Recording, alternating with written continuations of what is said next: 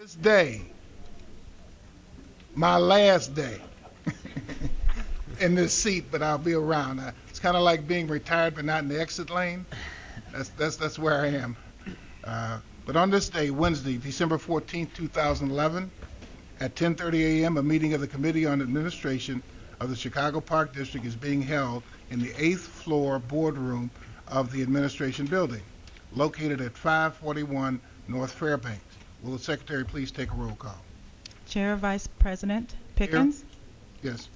Vice Chair Commissioner Lavelle. Here. President Roberts. Here. Commissioner Hanlon. Here. Commissioner Koldyke. Quorum is present. Let the record reflect that Commissioner Shalaby, General Superintendent Michael Kelly, and General Counsel Maria Garcia are also in attendance. This meeting will please come to order. Item number 1, the Chief Administrative Officer 2012 Annual Appropriation Ordinance and Budget Recommendations. Tanya Anthony will address the Commissioners. Good morning. I'm Tanya Anthony, Chief Administrative Officer for the Chicago Park District. It is recommended that the 2012 Annual Appropriation Ordinance be adopted for the fiscal year ending December 31st, 2012. This recommendation includes a modification to the fund balance policy that was adopted on October 11, 2011 for fiscal year 2011. This recommended modification establishes fund balance reserves for fiscal year 2012. So, by way of explanation, prior to the beginning of the ensuing fiscal year, which commences on January 1st, 2012, the Board of Commissioners must adopt an appropriation ordinance that appropriates such sums of money as may be required to meet all necessary expenditures during the following fiscal year. The 2012 budget appropriation submitted for adoption includes the proposed fiscal program of estimated revenues, estimated expenditures, and proposed allotments. Additionally, included in this board letter is a modification to our fund balance policy, and by way of summary, it's as follows. $95.67 million will be committed to working capital, which is basically the General Superintendent or his designee has the discretion to use these funds for short-term cash management and to alleviate the need to issue short-term debt or external financing in lieu of property tax collections. The Board of Commissioners must approve any amounts which will not be repaid prior to the end of the fiscal year. Secondly, $20 million will be committed for an economic stabilization fund. Really quickly, these monies are to be expended in cases of revenue shortages caused by economic downturns or the occurrence of natural disasters or other major events. Funds may also be used in this category or held in this category in order to maintain or improve debt or credit ratings. The Board of Commissioners must give prior approval of any amounts expended from the Economic Stabilization Fund. Additionally, $5 million will be committed for PPRT stabilization fund, and basically this adds a level of security for this economically sensitive source of revenue.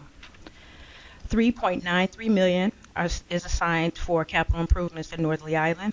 $12 million is assigned for budget stabilization, which is the $12 million of fund balance from the operating fund that we will be using to balance the 2012 budget. $500,000 is assigned for legal judgments exceeding the $1 million in budget appropriation in case any judgments come that exceed the amount that we've already allocated, and $6.14 million is unassigned at this time. So I presented the 2012 budget to you as well as our revised fund balance policy. Are there any questions? Is it 6.1 million or 6.6 million? It's 6.14.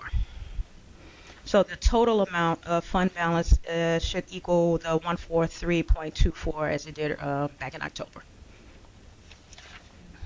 Any more questions? Can I have a motion? So moved. Second. Will the Secretary take a roll call for the adoption of this matter? Chair, Vice President Pickens. Aye. Vice Chair Commissioner Lavelle. Aye. President Roberts. Aye. Commissioner Hanlon. Aye. Motion carried, and the matter is adopted. Item number 2 from the Chief Administrative Officer, ordinance authorizing transfer among operating funds. Tanya Anthony will address the Commissioners. Good morning again. It is recommended that the Board of Commissioners adopt an ordinance authorizing the transfer of funds in the amount of $3,500,000 from the Corporate Fund Personnel Services Account class to the Corporate Fund Contractual Services Account class. This transfer is authorized under Section 17 of the Chicago Park District Act and Chapter 12, Section C of the Code of the Chicago Park District. So basically, per our code and per the Park District Act, we cannot expend funds across account classes. We are expecting an excess in the personnel services account and an overage in the contractual services account. So we're simply asking your authority to transfer expenditure authority from one account class to the other to cover expenses that our water and sewage account of $1.7 million and Soldier Field management account increase of $1.8 million. Any questions? If no objection, we'll apply the last favorable roll call vote from the prior matter to this matter. Motion carried and the matter is adopted.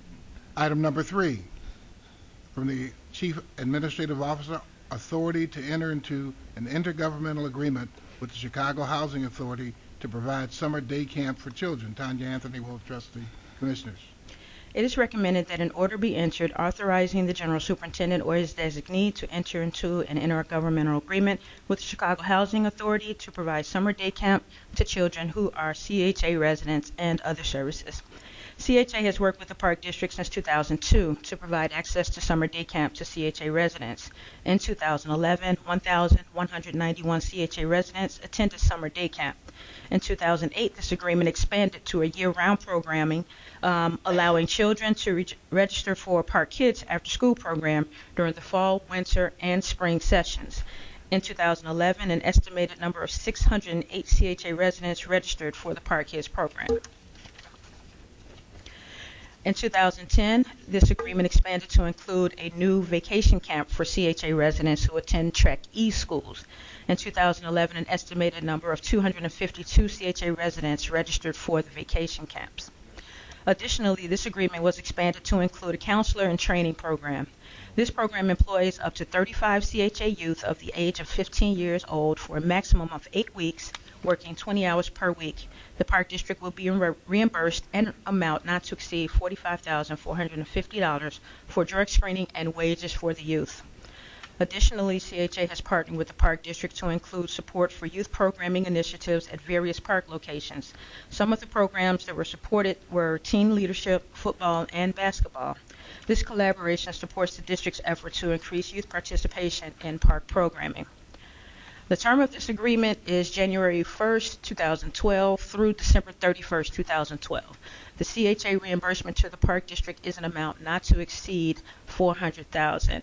Now, in front of you on the hard copy, you have a breakout of each program, what CHA residents pay, what CHA will pay the Park District, and the value of that. Also in attendance is Andy Titleman, Vice President of Residential Services, and Dorian Figures, Program Manager for CHA.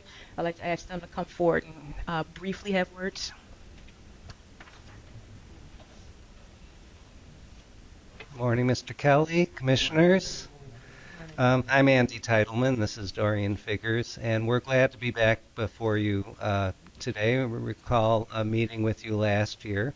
At this time, just to say how much we appreciate the collaboration, the work that Tim O'Connell and Matt Marino do, that Tanya Anthony and her team has done, so that we can bring not only the services that exist, but see how access and programming can be enhanced so that CHA youth have the most opportunities possible. The one thing I just wanted to mention to you this year that was started a year ago was a roundtable. There are about 12 parks that are in the heart of where public housing residents live, and those park managers, Tim, Dorian, and some of our case management service providers meet monthly, and that has taken the intergovernmental agreement and the partnership to more of a face-to-face at the ground level.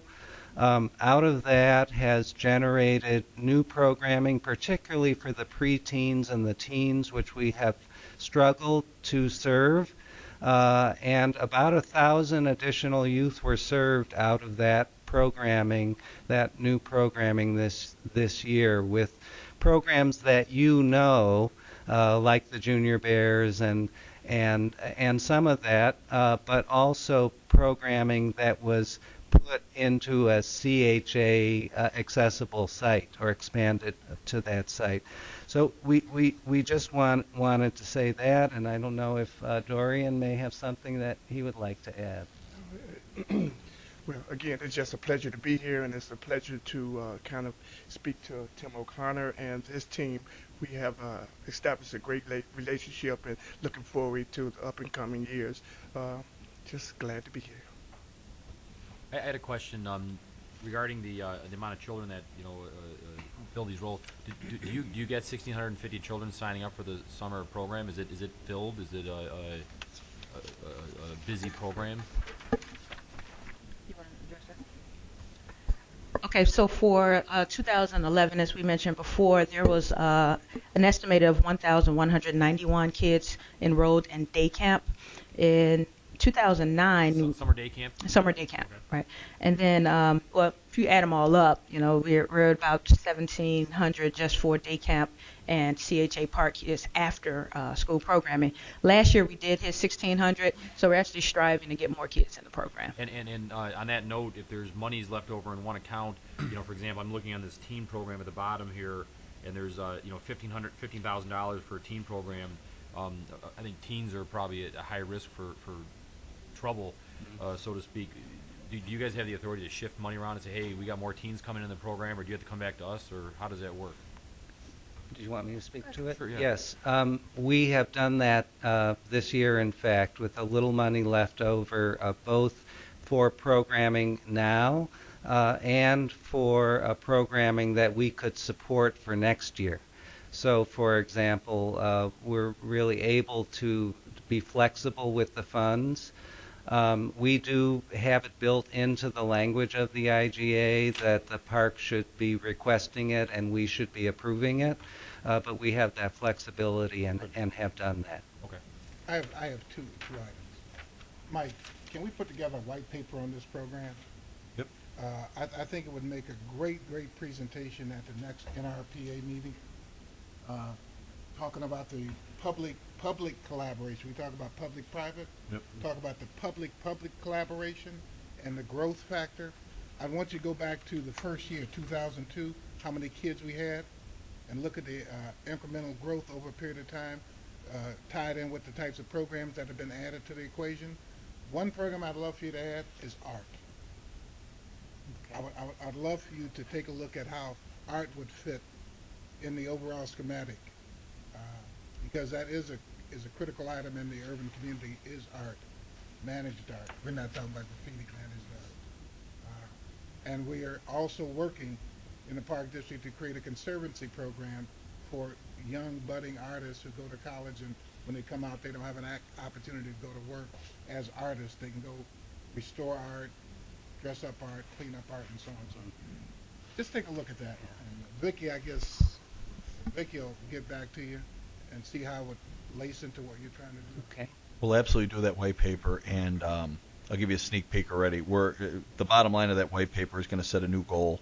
If we're doing 1,191, and it looks like we're leaving money on the table, let's challenge ourselves to, I don't want to say 4,000, but that number sticks in my head. So, let's, right? Okay. Okay. And that means we're going to have to hustle, but let's challenge ourselves to get more of these kids Great in. program. Mm-hmm. Thank you so much, and Yeah, thank you for your support. I just have a couple of questions. So I know it's hard to do an apples-to-apples comparison when we've moved more and more to tracky school scheduling. It's not the classic 3-month summer vacation and we provide a summer camp. But if you look, if you try to compare the percentage of kids we're reaching, the time we're reaching, how are we trending the last 3 to 5 years with CHA kids? I think we've definitely, by adding the vacation camp, for example, we've captured a lot of kids, even in the summer, who start back to school and then right away they have this little break for vacation. So, your willingness to do that kind of programming. We've trended to get something that we've never had before. We think the trending with the group that we also hadn't served in the past were the teens or the ones aging out of the day camp program, kind of the preteen, the 11, 12-year-olds who had been in the day camp since they were 6 and they're looking for something else. That we have been working hard together, so I'm seeing great potential for growth there. And I think there are some things around tracking, and maybe when we do the white paper that we could look at to be sure that we're seeing who's interested, who's not interested in that core day camp program, and what we can do to make sure that we're maximizing the opportunity for all those kids. But do you have a number on that core day camp program to say that there's 30%, 40%, 50%, whatever it is, of kids that we don't reach? Yeah, we know that for approximately 1,200 kids that were in the core day camp program, and there are a few more that went for that extended time, we have about 3,800 kids in that age range. So that's about 30%. So the question is that we can't answer, but I think we should really, as you say, challenge ourselves and attempt to answer. Is 30% the right number? I know some of those kids go to summer school every year. The public schools will emphasize a certain grade or another. They don't do the same thing every year. But we know that we're at the 30 to 40% range in the day camp. We also know that we're overall in the number of people participating in Park District activities that we've tracked. We're either even or slightly above with these new teen counselor in training, other programs where youth that weren't going at all are now coming to something.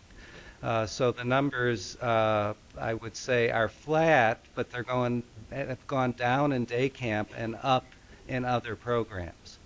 And do we do anything, I mean, these are our customers. Do we do anything to see the customer satisfaction, focus groups, surveys, that we're giving the kids programs that they want?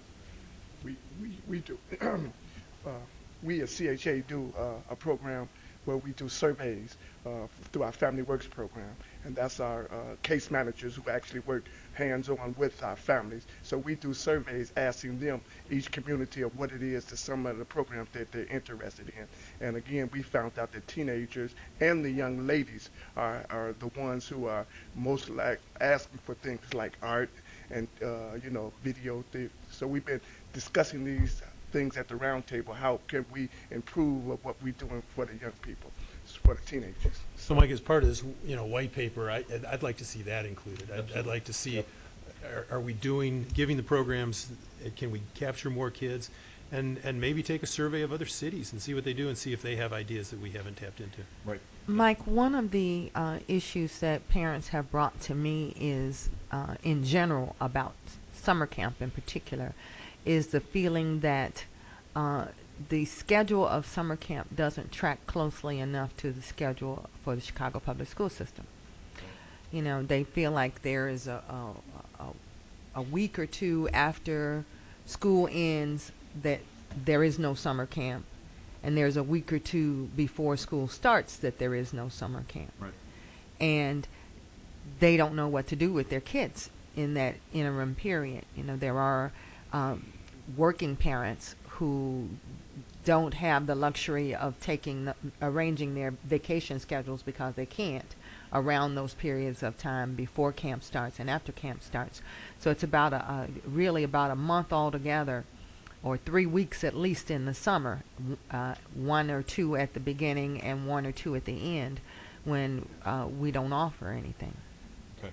Let me work with my team to get your response. Can I add one more dimension to this thing? I'm a staunch advocate for youth and family service collaboratives. You got the YMCA, you got Chicago Youth Centers, you got Boys and Girls Club, which I've been with for 35 years, and I think is the greatest organization in the world. Let me put a plug in, okay? Have you talked to any of those organizations in terms of creating a relationship? Like at Robert Taylor Homes, there used to be a club over there, and it's gone. But that was back in the day when they were trying to feel what's going on. do you see any opportunity to do some overlap, even for that gap that you're talking about, that we can provide some opportunities for those kids to engage the process and draw upon some of their expertise as far as youth and family programmatic delivery? Well, when it comes to networking, one of the things that has happened through this roundtable, we were able to bring some of our Family Works agencies in, as well as the other different agencies. We have also bring some outside sponsors in, One World Sports, Sports Chicago, and other events. And we have collaborated where we bring the Blackhawks in, as well as you guys. And with that, the numbers have kind of changed because of we have an opportunity for our kids to actually do some things that they haven't done. And so with the collaboration, so I would love to open up this collaboration, but again, we started with the Park District and the different sponsors. So again, that's something that we need to look at, but I'm not sure whether or not you guys need to spearhead it or we need to spearhead. Well, not that I'm not leaving a lot of projects on the table, but I can say this clearly, is that Vicki and I were working on a collaborative relationship with Boys and Girls Club because we got empty real estate and they need real estate and they got programs. So I'm just saying, not that they're the group that you would target, but I would not close the door to the youth and family service support systems that are out there.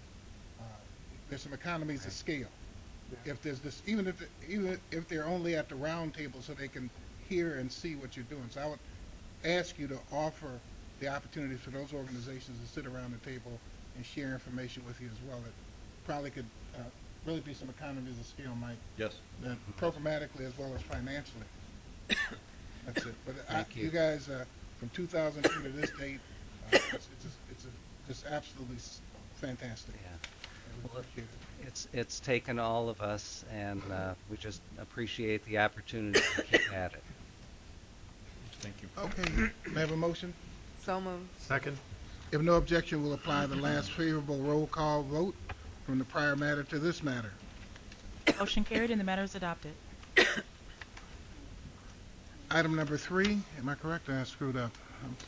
We're on item number 4, sir? Item 4. Yeah. I'm thinking about Hawaii. No, anyway. Item number 4, from the Director of Communication and Marketing, authority to enter into contracts for outside printing services. Jessica Maxey will address it. Good morning, Commissioners, General Superintendent, General Counsel. It is recommended that an order be entered authorizing the General Superintendent or his designee to enter into individual contracts with 6 pre-qualified companies to provide printing services on an as-needed basis, including brochures, event cards, newsletters, posters, programs, receipt books. This pool was selected pursuant to a publicly advertised request for qualifications. No minimum amount of work is required or guaranteed into this pre-qualified pool, and no work may commence and no payment shall be made to the contractors prior to the execution of a written agreement.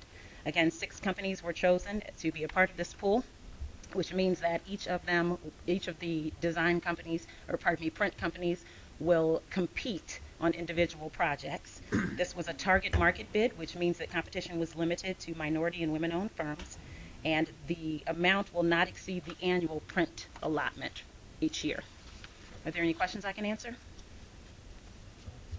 Nope. Thank you. Okay. If there's no objection, we'll apply the last favorable. Is there a motion? To approve Okay, the item? move to approve it. So moved. Second. If there's no objection, we'll apply the last favorable roll call vote from the prior matter to this matter. Motion carried and the matter is adopted. That concludes the Committee on Administration. Is there a motion to adjourn? So moved. Second. All those in favor signify by saying aye. Aye. Those against? Aye. Motion carried. The Committee on Administration is now adjourned. On this day, Wednesday, December 14, 2011, a meeting of the Committee on Programs and Recreation of the Chicago Park District is being held on the 8th floor of the Administrative Building located at 541 North Fairbanks. Will the Secretary please take a roll call? Chair Commissioner Shalaby. Here. Vice Chair Commissioner Hanlon. Here. Commissioner Salgado. Vice President Pickens. Here. President Trobert. Here. Quorum is present. Let the record reflect that Commissioner Lavelle, General Superintendent Michael Kelly, and General Counsel Maria Garcia are also in attendance. This meeting will please come to order. Item number 1, from the Director of Planning, Construction, and Facilities, request to initiate a 45-day notice period to name Park 558 as King Lockhart Park. Rob Raymond will address us. Good morning, Commissioners. Our first item is a request to initiate the 45-day notice period to name Park 558 as King Lockhart Park. It is recommended that an order be entered authorizing the General Superintendent or his designee to initiate a 45-day notice period to solicit public input to name Park 558 as King Lockhart Park in honor of firefighters Patrick J. King and Anthony Lockhart. Patrick J. King began his career as a paramedic and was a 22-year veteran of the Chicago Fire Department. Anthony Lockhart realized the lifelong dream of becoming a firefighter when he joined the department in 1989. Both men perished while fighting a fire in a tire store at the location of this proposed park on February 11th, 1998. This is the site. In 2009, the Chicago Park District acquired the site. Improvements were designed by Dan Weinberg and Partners Landscape Architects and have recently been completed. Again, an aerial of the site, post-construction, and these are some photos of the site. Work includes utilities, walkways, trees, lawn, fencing, and central plaza with bricks that have been laid out in the shape of the Chicago Fire Department shield. There are seat walls inscribed with the words community, duty, courage, pride, family, and sacrifice. 2 pergolas have also been erected in the locations where the firefighters died. The community has been raising funds for additional enhancements for passive green space. Again, the park serves as a memorial for the 2 heroic firefighters who lost their lives. Patrick J. King was a product of a firefighting family. Both his father and brother had served as members of the Chicago Fire Department. King began his career as a paramedic and was a 22-year veteran of the department. Anthony Lockhart was born and raised in Chicago. He graduated from Dunbar High School, where he was captain of the wrestling team, and attended the University of Illinois and went to work for the U.S. Postal Service for 14 years. In 1989, he realized a lifelong dream of becoming a firefighter. In 1999, Mayor Richard M. Daley dedicated a plaque honoring Patrick J. King and Anthony Lockhart at the site of what is now the park. The plaque has been incorporated into the park's design and is located in the Central Plaza. If there's any questions about the naming, I'd be happy to answer. Mike, I got a question. Passive parks versus active parks.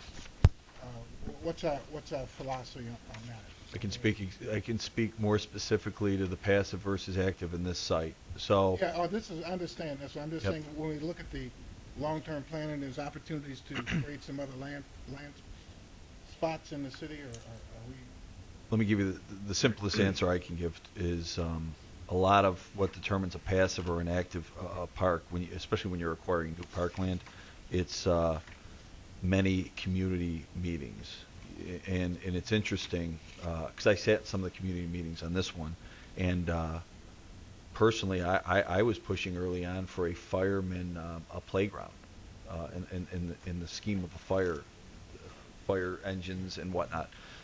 Overwhelmingly, the community did not want that in this instance. But whether it's this park or along the Bloomingdale Trail, you'll find that you sit down in 2 or 3 community meetings with folks and you talk about active versus passive, and you get pretty strong opinions about what the community really wants. The other practical side of it is, if you're really going to get active, it's got to be fairly large. And in this, like a lot of them, they're just not that big for serious active programming to go on. Well, the other consideration for guys like President Trump are the baby boomers. Yes. I'm past that point. And I'm at the tail end of that. There you are. But anyway. It's turning into a roast. In the state of Washington, I think, they have a very active senior park program. In other words, the parks are meeting the needs of seniors with benches and all this other stuff. Just make a recommendation that my thought is correct, but I think we need to start looking at the aging population and its participation in our parks up the road. Absolutely. This is an item. This looks like a great park. Yep. Thank Thank you. you. Commissioner, any other questions? If not, we'll entertain a motion to accept the item. Is there a motion? Second? Chair Commissioner Shalaby? Aye. Vice Chair Commissioner Hanlon? Aye. Vice President Pickens? Aye. President Traubert? Aye. Motion carried and the matter is adopted. Item number 2 from the Director of Planning, Construction, and Facilities, request to name Park 561 as Fred Anderson Park. Rob Raymond again. Thank you. It's recommended that an order be entered authorizing the General Superintendent or his designee to officially name Park 61 Fred Anderson Park. Pursuant to Chapter 7, Section E1 of the Code of the Chicago Park District, this request to name Park 561, sorry, it is 561, not 61, was forwarded to the Secretary of the Chicago Park District, who filed a copy of this request with the Committee on Programs and Recreation and initiated a notice period to solicit public input. Notices were posted in parks and sent to advisory councils located within a 1-mile radius of the park site. Elected officials were also notified of the proposal, including the alderman of the ward in which the park is located. The notice period of 45 days soliciting public input regarding the naming of the proposal was initiated on October 18th, 2011. Numerous community members and organizations have provided strong support for the proposed naming, including 2nd Ward Alderman Robert Fioretti. Staff recommends that the board approve this request to name the park. Fred Anderson was an internationally acclaimed saxophonist and owner of the Velvet Lounge, one of Chicago's most important jazz venues. Anderson became known as the lone prophet of the prairie for his distinctive and influential style. His Velvet Lounge had 2 locations, both within a few blocks of Park 561. Born in Monroe, Louisiana, Fred Anderson had a love for music as a young child and began teaching himself to play the piano at the age of 5. He moved with his mother to Evanston, Illinois, when he was about 10 years old, and within the next couple of years began playing the tenor saxophone. By the 1940s, he discovered the music of Charlie Parker and felt inspired by him. After marrying in 1950, Anderson worked as a hotel porter, carpet installer, waiter, bartender, and did odd jobs to support his family and played the saxophone on his spare time. Although he did not play professionally until he was in his 30s, audiences and other musicians quickly recognized his great talent. This is the location of the site, Park 561. It's 1611 through 29 South Wabash. It's a 1.08 acre site near South Side, in Ariel, 16th and Wabash. And this is a concept plan for the dog-friendly area proposed for this site. It's landscaping, benches, lighting, fencing, and artwork. It's proposed to be one of the nicest dog parks in the city, if not the country. It's a large site for a dog park, but again, this concept plan was developed through several community meetings to be both as a passive park for people in the neighborhood, as well as focusing again on being a dog-friendly area.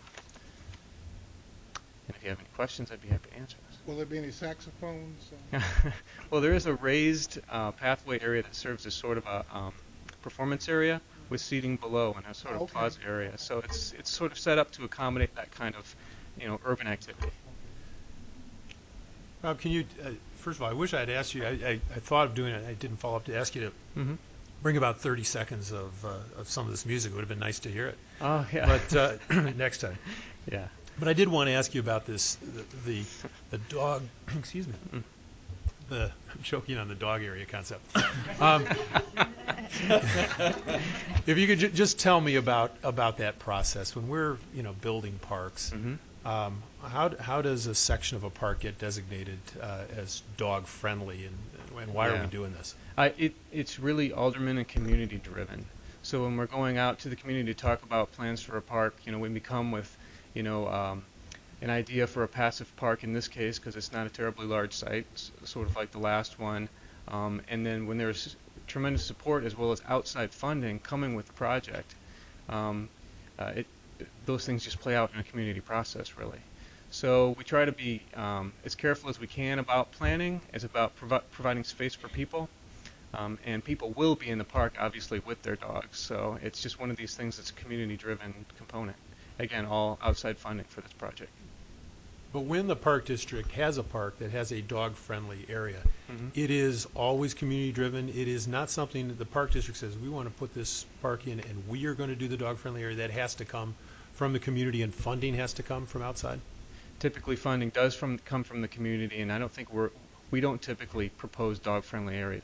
I believe they always come from community and aldermanic requests. So. And once that's done, then we find a way to make it work, Rob? Is that how it works? If it comes from the community, then we locate a park or look exactly. at a park And we're proposing? And there are agreements and guidelines that we go by. We try to keep them within only a certain percentage of the overall park. This is a special case where it is a park developed to be a person and dog-friendly park, as opposed to a smaller area within a park.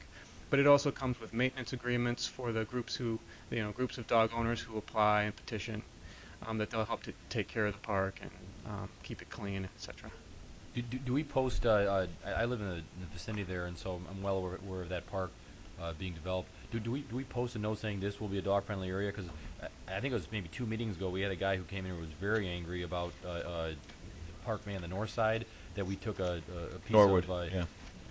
Land. It was I don't know if it was a track or a hockey Tennis rink or court. something. It was a tennis court. Yeah, and he was not happy about it. Right. To avoid that, but this is a different scenario. This was an empty lot that was purchased, I think, through TIF money and given to us. And Right. The surrounding area here is a lot of condos, and so you don't have as many kids per se in the immediate area. Whereas Women's Park is close, and Ping Tom is being worked on here. So there's plenty of options for local folks. This does seem like a reasonable mix here. Well, and anybody, Tim, you can correct me if I'm wrong. We probably would not have come upon this land and the funds to do this if we did want to do a dog park for this community. Who are the major donors? TIF. TIF and TIF, okay. Let me ask you another question. How many passive dog parks do we have in our system? And is there a standard template that we use in terms of premium? Yeah. Okay. Yeah. I'm not between the meetings. Just tell me. I'll find out the number. How do you define, let me ask you a question, passive dog area? Anything with a fence around it, I would define as a passive dog area in our system right now. Well, Mr. Superintendent, you define it and let me just get it, okay? I'm not trying to define what it is. I just would like to get an idea because it's going to become an issue. I mean, passive and active, passive means it's not being used anymore as a dog area? Or what does that mean? Passive typically means that there's benches. I'm going to... It's for sitting and not for playing. I'm going to move the mic away from my mouth. I'd just like to hear that. Yeah, sure, I'll get the number and I can give you a copy of our guidelines for the development of DFAs. So. Any other questions? Thanks, Rob. If there are no other questions, we'll entertain a motion. So moved. Second. If no objection, we'll apply the last favorable roll call vote from the prior matter to this matter. Motion carried and the matter is adopted. That concludes the Committee on Programs and Recreation. Is there a motion to adjourn? So moved. Second. All in favor, please indicate by saying aye. Aye. Opposed? Motion is carried and the Committee on Programs and Recreation is now adjourned. In the absence of Chairman Koldyke and Vice Chairman Salgado, I will call to order on this day, Wednesday, actually, this is not November 9th. I'm sorry, This is Wednesday, December 14th at 11:15. 11:15 a.m. A meeting of the Committee on Capital Improvements of the Chicago Park District is being held in the 8th floor boardroom of the Administration Building located at 541 North Fairbanks. Will the Secretary please call the roll? Chair Commissioner Koldyke. Vice Chair Commissioner Salgado. Commissioner Shalaby. Here. Commissioner Lavelle. Here. President Trobert. Here. Quorum is present. Let the record reflect that Vice President Pickens, Commissioner Hanlon, General Superintendent Michael Kelly, and General Counsel Maria Garcia are also in attendance. The first item is the authority to enter into intergovernmental agreements with the City of Chicago to accept the transfer of funds for various parks projects and authority to accept the transfer of property located at 1358 West Monroe Street for a new park, park number 569. Good morning again, Rob Raymond, Director of Planning, Construction, and Facilities. It's recommended that the Board of Commissioners of the Chicago Park District adopt an ordinance authorizing the acceptance of property from the City of Chicago, commonly referred to as 1358 West Monroe Street, and to accept $4,588,120 in tax increment financing, open space impact fees, and settlement funds for the payment or reimbursement of development and acquisition costs for various park projects as indicated in the rest of this presentation. It's further recommended that the board authorize the general superintendent or his designee to negotiate, enter into, and execute such agreements, amendments, and indemnities and instruments and perform any and all acts as shall be necessary or advisable in connection with the transaction described therein. This is a quick funding summary of what's being proposed today. There are 4 parks, and you should take note that there has been previously approved city TIF or OSIF commitments for these parks. Park 545 had a previous commitment of $500,000. What would be authorized today is $950,000 in OSIF funds and $900,000 in city funds from a settlement with People's Gas. That's for site preparation and development of the river overlook. Park 556, this would be new OSIF funds at $353,120, dog-friendly area. Park 561, previously committed for acquisition was $2 million. There's an additional $1,515,404 in TIF and $469,596 in OSIF. And then Park 569, previously committed $375,000, and as part of this action, $150,000 in TIF and $250,000 in OSIF. Again, another dog-friendly area. Starting from the top, Park 545 at 1129 North Elston. It's a 1.5-acre site in the central region. It's city-owned, and the Park District will take ownership after the site is remediated and developed. Again, previously owned TIF, and the subject of new money at $2,350,000. This is the site. It's formerly known as AAA Boatyard. It's along the Chicago River at North Avenue in Elston, near the Life's Too Short restaurant that you may have seen driving over North Avenue at the bridge. I'm sorry, Division, not North Avenue. Sorry.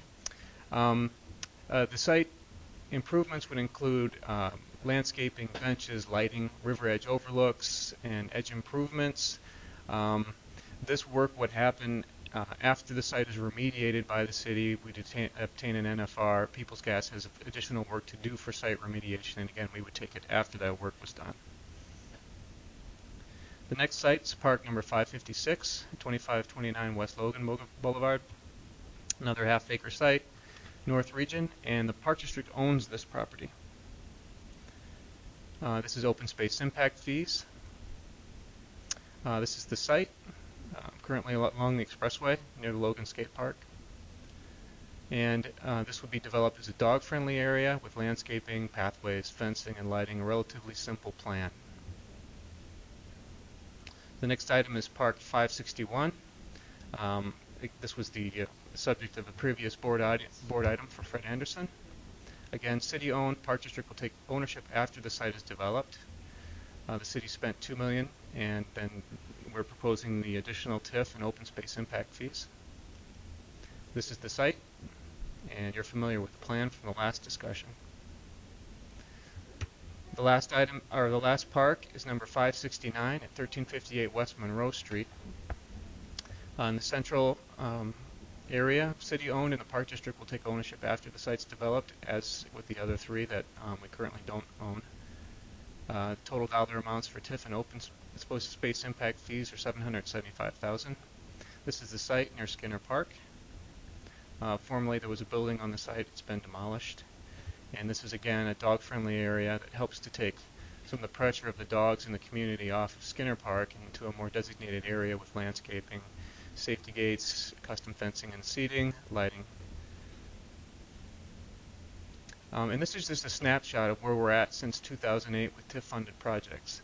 Not counting what we've authorized through the board, the city spent on our behalf through TIF for the Park District's benefit over $55 million. The City Council has approved over $70 million, and City Council approval pending is almost $11 million. In addition to that, open space impact fee funded projects include City Council approved $10 million and City Council approval pending $2.6. So it's a significant source of funds for the Park District for projects such as these. And that's the end of the presentation. Any other If you have questions? any questions? May I have a motion? So moved. Second? All in favor? Aye. Oh, I'll take a roll call vote. Yes, please take a roll Commissioner Shalaby? Aye. Commissioner Lavelle? call. Aye. President Roberts? Aye. Motion carried and the matter is adopted. Item 2, from the Director of Natural Resources, authorization to enter into a contract for Grant Park landscape maintenance services. Good morning. Good morning. It is recommended that the General Superintendent and CEO or his designee enter into a contract with Christy Weber and Company for the purpose of providing landscape maintenance services in Grant Park. The contract was selected pursuant to publicly advertised requests for proposals. The term of the contract is for an initial 2 years with 3 additional 1-year extension options with a contract amount of $1,466,708 for the initial 2-year term for standard ongoing landscape maintenance.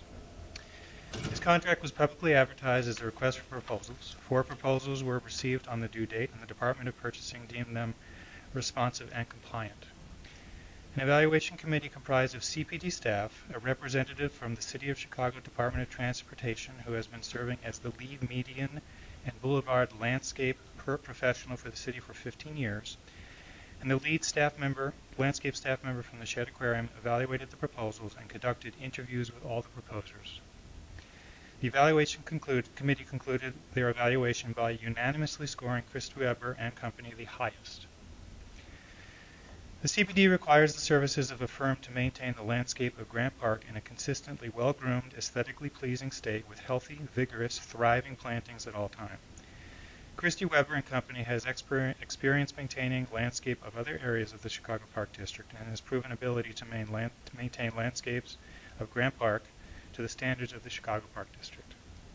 Therefore, it is in the best interest of the Chicago Park District to recommend Christy Weber and Company for award for the Grant Park Landscape Maintenance Services contract. Any questions? Mike, this is an example of a small company coming to the Park District with the intentions of not remaining a sub, but becoming a prime. Might be a model we want to look at when talking to some of our target market guys and ladies or other small companies that say there is an opportunity to grow, because Christie has this. Actually, a lot of our landscape contractors will work with new and emerging companies. We have a number of companies that have begun being subs for our landscape contracts within the last 3 to 4 years.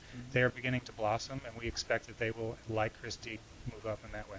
Christie'd be actually a good speaker, Rafi, the next time you're doing an MBE-WB procurement conference.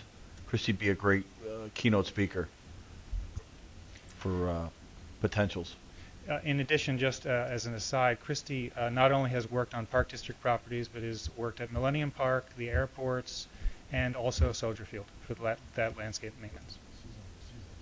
Just a general procurement question.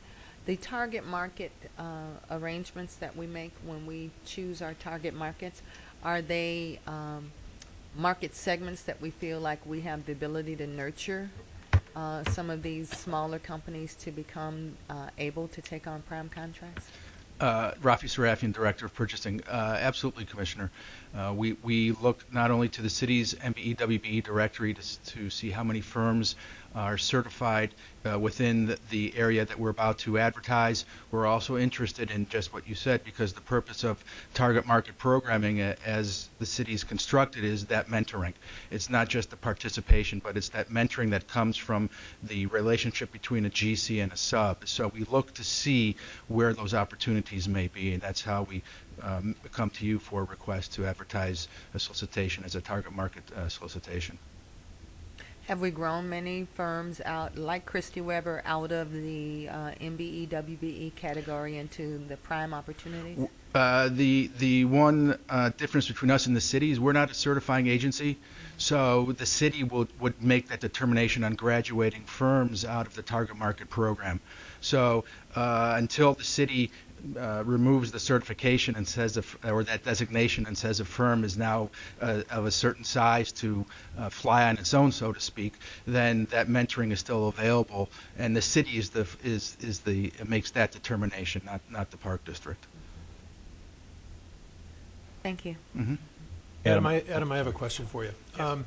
So, Grant Park is a special story in terms of the way that it's maintained, the ornamental gardens that are there, formal gardens. How much depth do you have in contractors like Christy Weber who you feel can do that work at that quality? Specifically, in this review process, we did do interviews with all of the companies who came to the table wanting to receive this work. And Christy impressed the committee very dramatically by bringing in a very deep bench. People who could, if, for instance, Christy were no longer with the firm, take over for Christy. If the number 2 couldn't take over, the number 3 could. If the number 3 was to leave, the number 4 could. When we were doing the interviews, it was as if we were talking to one person across 4 different people, which was very impressive. And the skill set represented around the table was significant and deep. So, yeah. Did I answer your question? Yeah, it did. And forgive me, I'm going to just take a moment here to say one other thing to you. And you may feel underappreciated sometimes around here, but You think? I spent a lot of time in the parks, traveling around the parks, and I'm never shy about telling you, things that we see and maybe ways that we could do things better. But I have to tell you, I travel all over this country, and whenever I do, I look at municipal parks. And I know we can always do things better, but I have to tell you, you do a great job. Thank you. You really do a great job, and it's obvious this isn't just a job for you.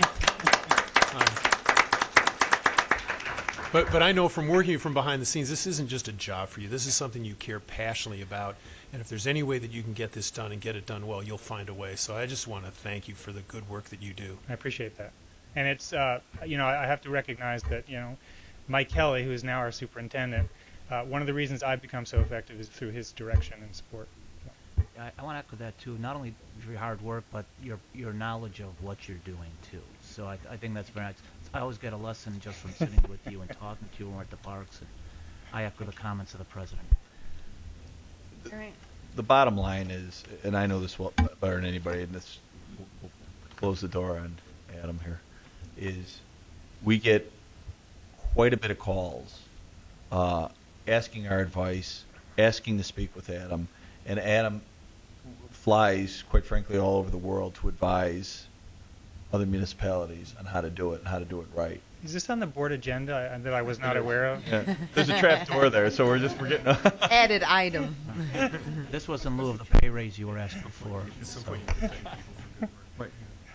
That's the truth. All right. Thank you. Hearing any more comments or discussion? Shall we have a motion? Move to accept. Second. Okay. Hearing no objection, we'll apply the last favorable roll call to this matter. Motion carried and the matter is adopted. Item number 3 from the Director of Natural Resources, again, authorization to enter into a contract for museum campus landscape maintenance services. Thank you. It is recommended that the General Superintendent and CEO or his designee enter into a contract with Christy Weber and Company for the purpose of providing landscape maintenance services for museum campus. The contract was selected pursuant to a publicly advertised request for proposals. The term of the contract is for an initial 2 years with 3 one-year extension options with a contract amount of $1,008,974,000 for the initial 2-year term for standard ongoing landscape maintenance. This contract was publicly advertised as a request for proposals. 4 proposals were received on the due date, and the Department of Purchasing deemed them responsive and compliant. An evaluation committee comprised of CPD staff, a representative from the City of Chicago Department of Transportation, and a lead member for the Shed Aquarium, evaluated the proposals and conducted interviews with all the proposers. The evaluation committee concluded their evaluation by unanimously scoring Christy Weber the highest. Chicago Park District requires the services of a firm to maintain the landscape of the museum campus in a consistently well-groomed, aesthetically pleasing state with healthy, vigorous, thriving plantings at all times. Christy Weber and Company has experience maintaining the landscape of other areas of the CPD and has the proven ability to maintain the landscape of the museum campus to the standards of the CPD. Therefore, it is the best interest of the Chicago Park District to recommend Christie Weber and Company for award for the museum campus landscape maintenance services contract. Any questions? I have a question. Yes. Been running around this track for 12 years. When I first came on board, was it Speedy Gonzalez? Yes. Who was our key landscape contractor. What happened to him? He's very engaged with building playgrounds and doing all sorts of other. He shifted his focus. At least at the Park District level, yes, very much a construction. He's a thriving company. Okay. Even though Christie is doing such a fantastic job, I still would hope that Mike, and I know you will, look at a fail-safe in the event that something occurs that we just don't know, would never anticipate would occur. Right. Do we have people waiting in the wings? We have we have multiple landscape services contracts, Okay. and should there be a moment when this firm would go belly up, we have other contractors that could come up on services related costs, or our Park District staff could also take over some of the responsibility. But Adam, you have no doubt that Christie Weber, you believe they feel the heat of competition. Just as an example of the depth of her capacity, if you look at the list of equipment she can bring to the table, it's 4 or 5 pages long. When we ask for a company to come in and do work for us, we expect them to do it quickly. In order to do it quickly, they need to have the staff, they need to have the supplies, they need to have the knowledge, they need to have the equipment. And we were, all of us at the table, very fully impressed by their capacity to do so. But when you say that they scored the best, I assume that they were not the lowest. They were the lowest bidding that you thought could do the job? Related to pricing, they were not the lowest, but they were to everyone around the table, they were the firm that priced appropriately for the work that we expect them to do. On another note, these contracts that we are under Barbwood's direction, she basically writes all the landscape specs for us. We are making those contracts, those bid documents, tighter and tighter and tighter, to the point where really there's no argument. Either you do the work or you don't get paid. And we also make it clear that these are performance-based contracts, which means that it doesn't matter to us whether you put your staff, 3-year staff, 5 days a week, or 5-year staff, 10 days overnight. It doesn't matter to us. You got to get the work done. So what we're looking for is quality work. These are pivotal locations across the city. This is where, if a visitor comes to the city of Chicago, where are they going to go? It is likely that one of their first stops will be Grant and Museum Campus. So we want that guy from Ohio that comes with his kids one time, we want that to be a positive experience. Where'd you come from? Not Ohio. Where'd you come It's from? called the Armpit of New York, Staten Island. Okay. All right. Great job. Thank you. Well, the other thing about Adam is that it's kind of like character building, the issue of integrity. You can criticize him, but he doesn't take it offensively. He will respond to you. So we got some great stewards taking these boats down the river. This is your day. I guess so. But Adam, we need a proclamation. Adam, you're definitely working well with other people. The point's been made to get other people to compete with Christie Weber, so Christie Weber feels constantly competitive and that they've got to really sharpen their pencils when they give us these contracts. I feel very, very significantly that we have a very competitive process. I think the purchasing department leads us through a process that's specifically related to that contract. The proposals we get from the vendors who want to gain the work. We do interviews. We consider very intelligently around the table at length, being aware that any decision we make will have long-term impact. And your evaluation committee, as you pointed out, has people outside of Park District. Standing on that committee were myself and Barb Wood, the director of conservatories, Mary Eisenbach, who has worked in higher level city positions outside of the city of Chicago. Christine Nye from the Shedd Aquarium. We talked about the city of Chicago. Bob Marlowe, who works on lakefront operations. It was a good committee. Any more questions or discussion? Or compliments.